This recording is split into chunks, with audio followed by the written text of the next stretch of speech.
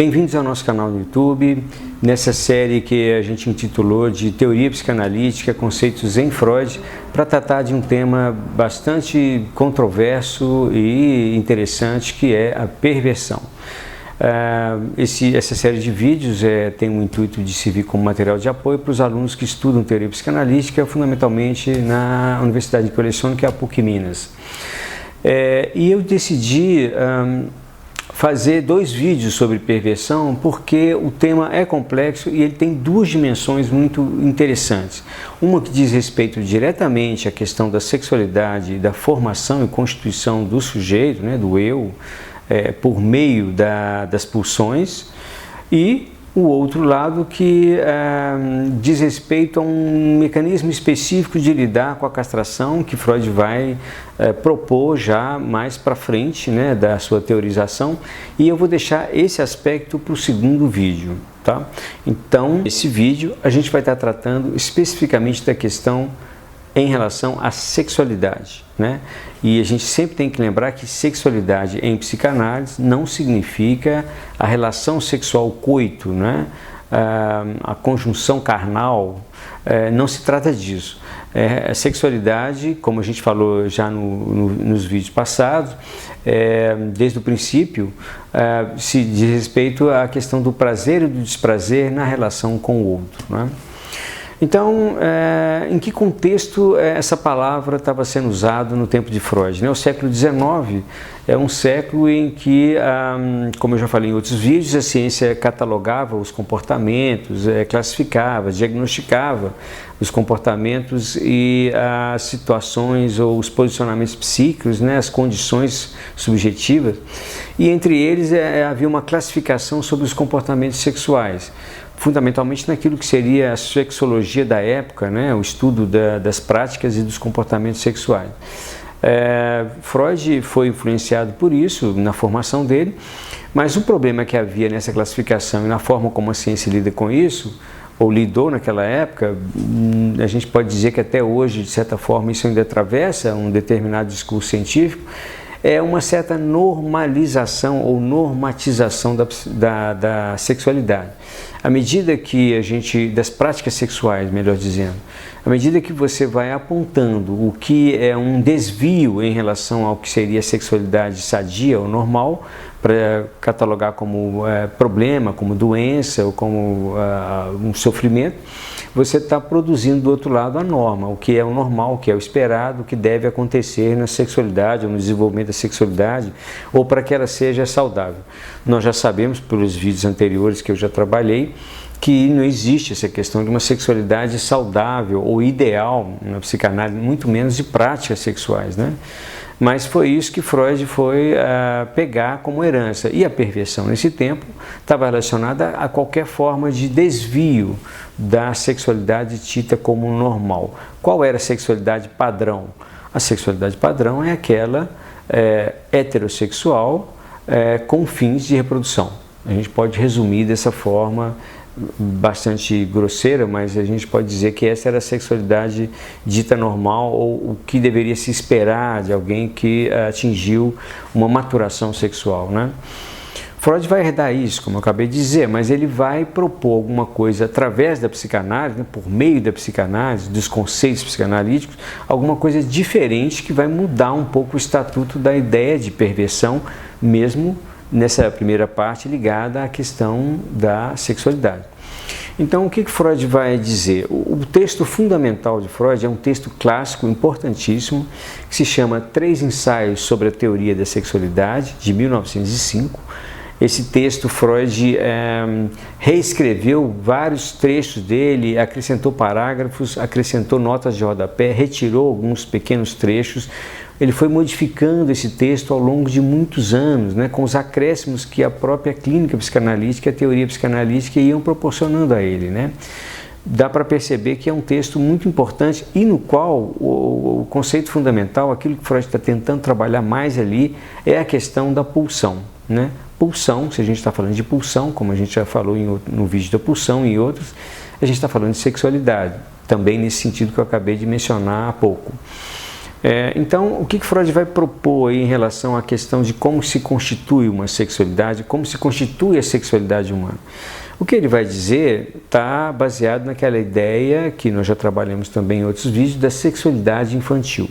Propor uma sexualidade infantil na época que Freud está propondo isso já era uma questão bastante complicada, né? Ele recebeu muitos enfrentamentos, ele teve que passar por muitos enfrentamentos por causa disso. Mas o que ele vai propor como sexualidade infantil?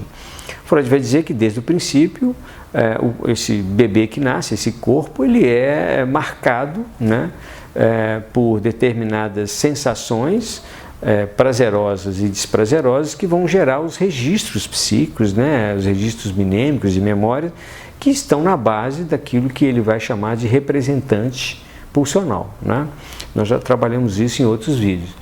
Então, o bebê vai sendo marcado por esses traços, por essas representações de prazer ou desprazer, às quais ele vai se referir e vai tentar realcançá-las, né? Ele vai tentar encontrá-las novamente, reencontrá-las é uma palavra melhor, né?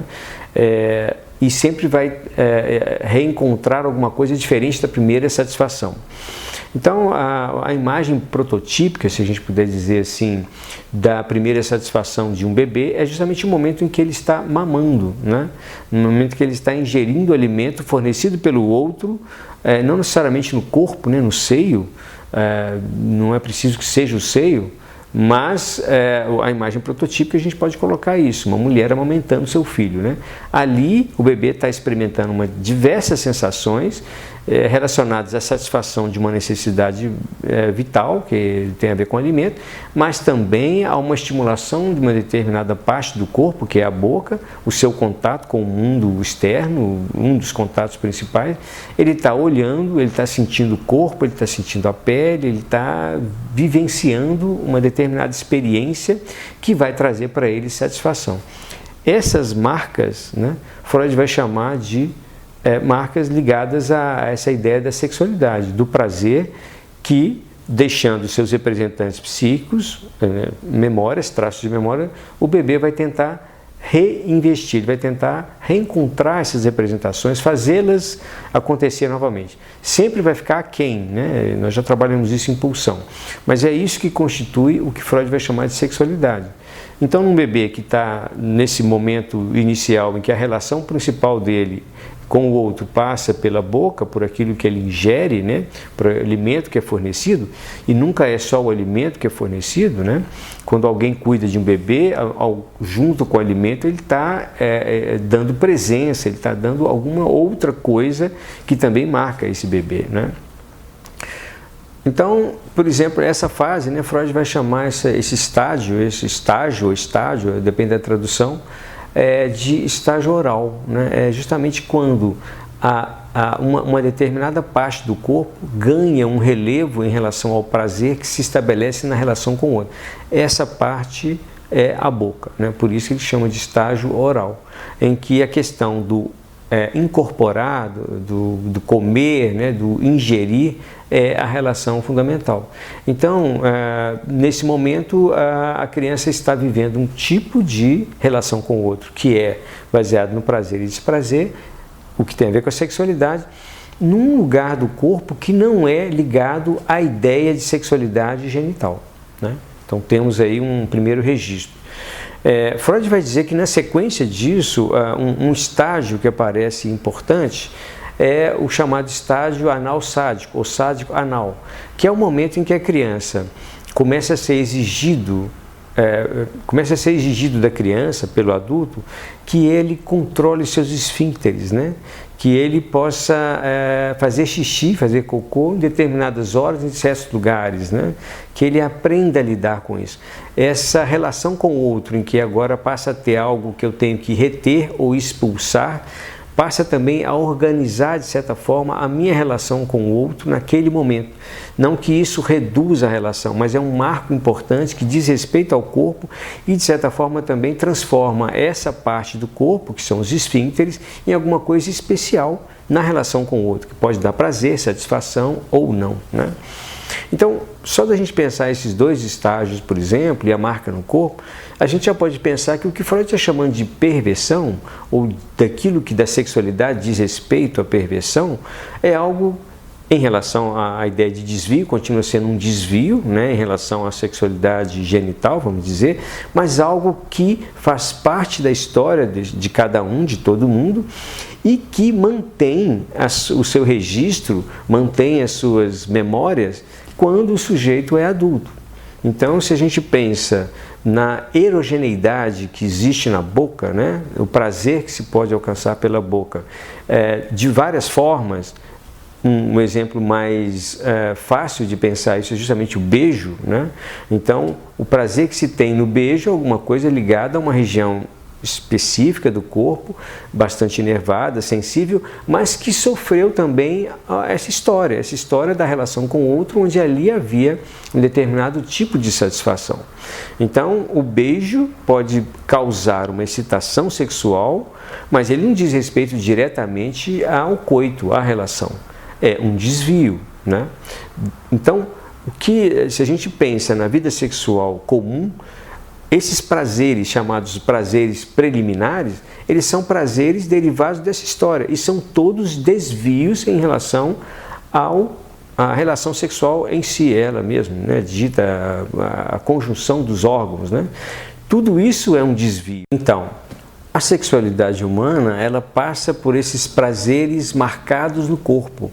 Por isso Freud vai dizer, né, que a sexualidade da criança, essa sexualidade infantil, e que deixa marcas para a vida adulta em relação à sexualidade, ao desejo, inclusive ao amor, é uma sexualidade perversa polimorfa. Esse é o termo da forma como está traduzido. Algumas pessoas vão dizer que seria melhor dizer que a sexualidade infantil é perversamente polimorfa. Mas em que sentido? Ela é baseada em determinados atos e determinadas questões corporais que são desvios em relação àquilo que seria a genitalidade, né?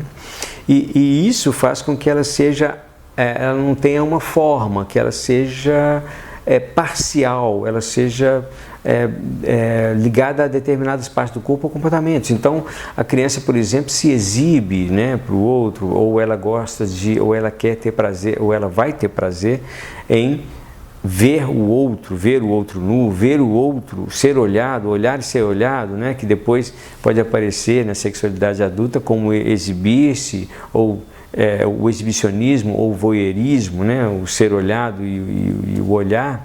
O olhar tem uma questão muito importante de causar excitação na vida sexual. O olhar é alguma coisa muito relevante, né? Tanto que algumas pessoas o enfatizam demais, o buscam muito, e outras o evitam bastante também, né? A gente tem a questão de submeter-se ou não submeter-se, de agredir ou ser agredido. Tudo isso faz parte desse caminho e deixam restos que vão aparecer na vida sexual em momentos específicos, vão aparecer em determinados modos de satisfação. Eu disse aqui de dois estágios, né, que foi o estágio oral e o estágio anal sádico. Freud depois vai dizer, então, que na puberdade isso vai se concluir no estágio genital, né? Depois ele vai inserir aí, como nós já falamos em outro vídeo, no diferença sexual, né, a fase fálica. Isso é uma outra questão.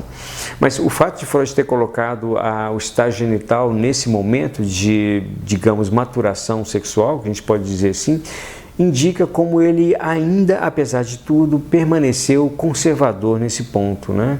Por entender que o estágio genital seria o ápice de uma determinada evolução, né, na sexualidade, que aquilo que é desvio em relação a isso não é necessariamente um problema, um sintoma ou uma doença, mas ali existe um determinado padrão ou uma norma que no discurso freudiano permaneceu como uma sombra, né? A gente pode dizer assim, porque muitas vezes ele questionou isso, mas em algum momento isso retornava como a genitalidade seria o primado da genitalidade, né? Seria o momento em que essas pulsões parciais que a criança experimenta em diversas partes do corpo ou em comportamentos como comer, como o olhar, ser olhado, como agredir, ser agredido, eles vão se reunir, é uma ideia freudiana, nisso que seria a genitalidade, que vai procurar então um encontro com o corpo do outro, com esses restos acompanhando, né?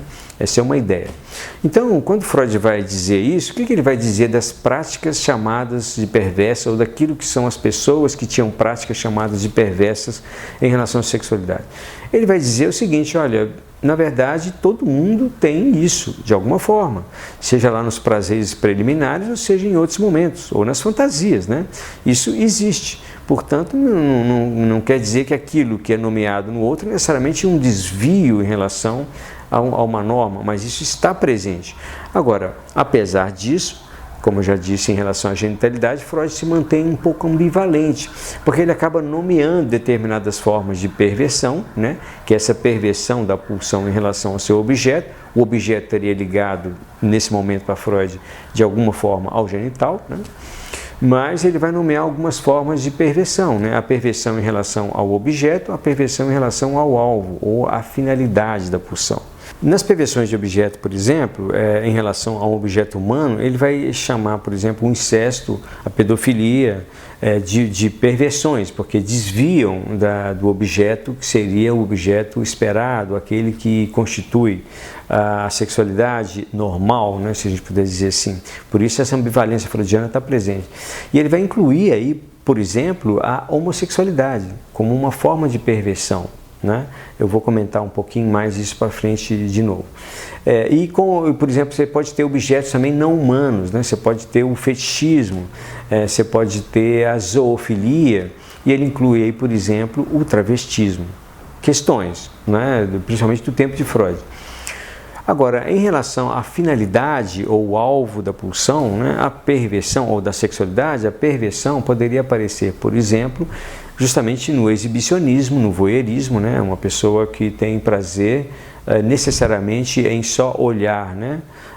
O Freud vai dizer o seguinte: o problema está quando isso se fixa em determinado comportamento e é só ele que é suficiente, né? Não o conjunto da vida sexual, enfim.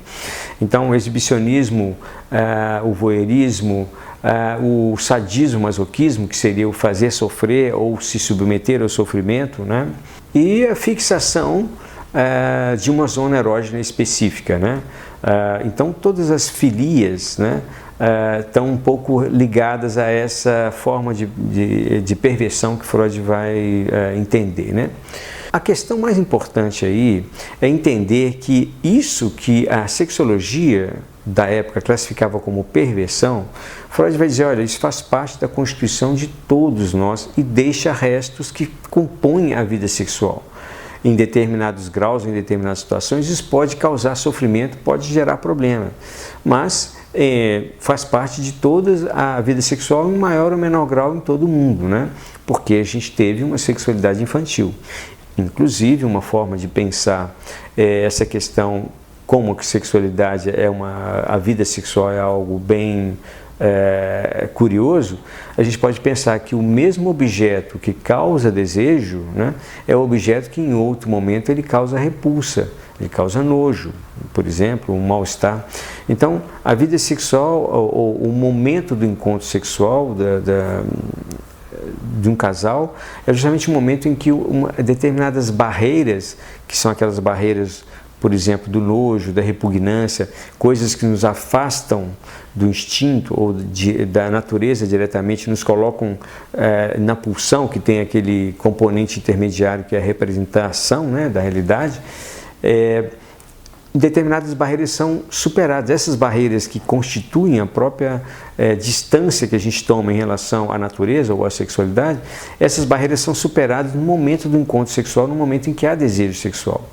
Dá para perceber como que a questão aí ela é complicada, justamente porque com o seu objeto de desejo ou de amor, essas barreiras são superadas. Com os outros, essas barreiras se colocam, porque aí é alguma coisa que nos afasta daquela sexualidade, né?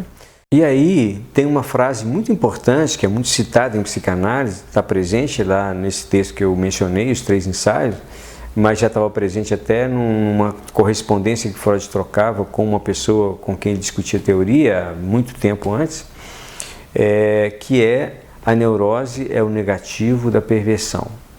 Essa frase tem diversas interpretações e os pós-freudianos também foram fazer com ela coisas diversas. Mas no contexto que a gente está falando aqui, ela poderia ser interpretada da seguinte forma: então, a vida sexual do neurótico fica recalcada em termos das satisfações das pulsões parciais, e alguma outra coisa substitui e também promove um determinado tipo de satisfação sexual. Mas aquilo que seria das pulsões parciais, dessa perversão ou dessa sexualidade perversamente polimorfa, está recalcado no neurótico. Em alguns sujeitos que de alguma forma teriam uma fixação nesses prazeres anteriores, e aí tem uma questão com compreensão de Freud sobre isso, nesses sujeitos se atualizaria, se realizaria aquilo que para o neurótico está recalcado e em algum momento pode ser realizado, mas que muitas vezes aparece na verdade no seu sintoma, né? Que é uma questão que Freud diz: o sintoma neurótico é o substituto de uma satisfação sexual. Bom, aí é uma certa elaboração. Eu queria só mencionar, antes de colocar o último ponto, a questão da homossexualidade, né? Freud vai ter uma relação com essa ideia da homossexualidade bastante variada. Aqui, nesse momento, ela está mencionada como uma perversão, mas perversão no sentido de desvio. Mas Freud vai, desde esse momento mesmo, dizer o seguinte: se todo mundo está tão preocupado com o desejo de uma pessoa de um sexo por outra pessoa do mesmo sexo, as pessoas deveriam também se preocupar em explicar ou compreender melhor por que um sexo também tem atração por outro sexo diferente dele. Não há naturalidade nisso, né? Então, ele, de alguma forma, nesse momento ele está dizendo que a homossexualidade é uma perversão, porque é um desvio nesse sentido que a gente veio falando. Ao mesmo tempo ele vai falar: olha, mas também a relação heterossexual não é natural, né? Então, essa relação de Freud aí ambivalente nesse sentido com as questões da sexualidade aparece em vários momentos, e eu estou registrando isso aqui, apesar de que é uma postura que abre o leque para se colocar em questão a normatização da sexualidade. E aí o último ponto é o seguinte: a partir de 1915, quando Freud escreve A Pulsão e o Destino das Pulsões, né? A Pulsão e seus Destinos, traduzida como O Instinto e suas Vicissitudes, nós já falamos disso no vídeo da pulsão, Freud vai começar a mudar um pouquinho essa questão da satisfação ou da realização de uma pulsão, né? Então ele vai dar 2 exemplos lá do exibicionismo e do voyeurismo, do sadismo, masoquismo, que um sujeito sádico, estou só mencionando aqui porque eu acho importante para entender, um sujeito sádico, ele na verdade frui do prazer do sujeito masoquista, né? Ele não frui necessariamente do prazer de estar ali infligindo sofrimento, mas ele pode estar naquela relação fruindo, né, do prazer de quem está recebendo o sofrimento. Só que ele está na posição de quem está realizando. É uma questão em relação ao que é o sujeito, onde está o eu aí, na relação pulsional, né? Enfim, mas é só para mencionar que a partir daí, Freud vai, em algum momento, elaborar, e a gente vai falar disso no vídeo 2, a ideia de que haveria um mecanismo específico de lidar com a castração, diferente do recalque, que é o mecanismo da neurose, um mecanismo específico que faria com que determinados sujeitos lidassem com a castração, que é traduzido como recusa, né? Então, se o neurótico recalca a castração simbólica, esse outro sujeito ele vai recusar. Esse outro sujeito está elaborado por Freud num texto fundamental que se chama Fetichismo. Nós vamos falar disso no segundo vídeo, porque aí a gente vai entrar na questão da perversão como posição, né, subjetiva, e não como a perversão da sexualidade que está presente em todo mundo, né? Então fica essa mensagem desse vídeo de que a nossa sexualidade, como passa pela sexualidade infantil, é uma sexualidade que no fundo tem seu lado perverso, né? Que é diferente da ideia moral de desvio, de crueldade, de alguma coisa que fosse ruim, né? Porque essa é uma ideia que acompanha a palavra perversão na nossa sociedade. Freud vai dizer que não, bom, nossa vida sexual ela é perversa nesse sentido, que tem origem naquilo que não tem relação direta nenhuma com a genitalidade e a reprodução da espécie. Bom, até o próximo vídeo que a gente vai falar da perversão enquanto posicionamento. E se você gostou, compartilhe, deixe seu comentário. Até o próximo.